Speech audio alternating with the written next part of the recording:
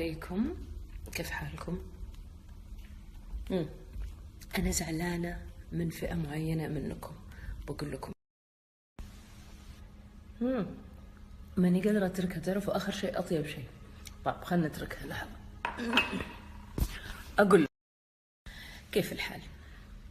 تعرفوا أنا أحيانا أحب أتفلسف، بس مو أتفلسف، أنا للصالح العام، لا لي في الثور ولا في الطحين.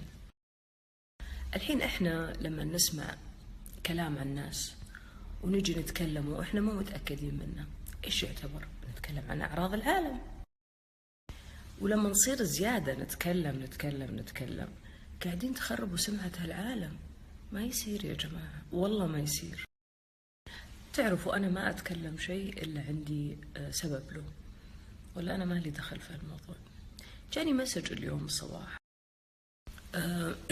تقول لي أنت صديقة لجين وأنصحيها.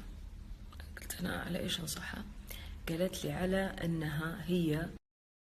قلت لها أنصحها على إيش؟ قالت لي على أنها هي وصديقتها هبة أنهم استغفر الله مع بعض، واستغفر الله وأنتكي وأنت منتكي.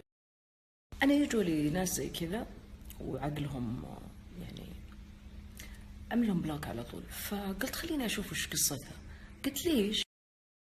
قلت لها أنت سمعتي شيء، شفتي شيء؟ قالت لي لا، كل الناس تتكلم ومدري إيش ويقولوا والسنابات ومدري وش.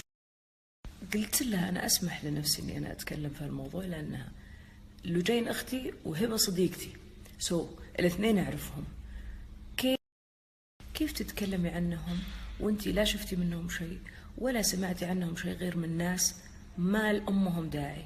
قلت لها أنا أعرفهم وأصحاب. أنا قلت خليني أقنعها يعني أنه يمكن مرة جاهلة. قالت لي لا وشفتيهم في الفيديو. قلت السناب، قلت وش شفتهم؟ ناس مسافر. قلت وش شفت؟ يعني صديقة وصديقتها لما يسافروا ايش كل واحد ياخذ غرفة؟ لا طبعا نوفر وناخذ غرفة واحدة احنا الاثنين مع بعض. ايش قاعدين جنب بعض يتكلم.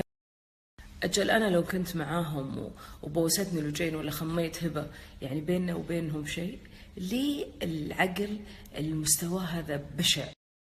بعدين ليش العالم صارت ما تفهم إيش يعني الصداقة؟ ليش العالم صارت تفكر في كل شيء لازم يكون وسخ؟ يا جماعة ما يصير. والله الإشاعة مو يعني أبغاكم تتذكروا أنه هذه الإشاعة قاعدين تتكلموا عن ناس عندهم أهل وأخوان وعيال. ما يصير تتكلموا شيء أنتم ما تعرفوا. زي كثير من العالم لما يتكلموا أوه هذه تشرب وهو يكون ما يعرفها حتى، وهذه فلوسها مدري وشو.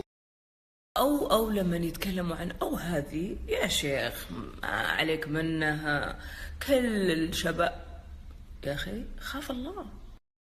ولا خلاص أنها مطربة ولا مذيعة ولا ممثلة، خلاص ليش هذه الطقانة؟ يعني خلاص هذه أنه هي إنسانة مش سوية. ترى في ناس لا هي مشهورة ولا هي شيء، بس مشيها أسوأ من أسوأ ناس مش كويسة في العالم. وهذا المقياس اللي تقيسوه ترى شيء مو كويس، لا لنا ولا لسمعتنا ولا لسمعتكم ولا لضميركم ولا لأخلاقكم. احنا نعتبر بناتكم. وبعدين لا أكمل لكم. يوم حكيت واجد معها ما مصممة، وبعدين أنت تغني لا شوفي أنت كي ما أدري ليش تقول أنت كي ما أدري. المهم شفتها هوبلس كيس ومعية تفهم ومعية جاية صديقتي يعني، فقلت خلاص شو أسوي؟ عملت لها بلوك.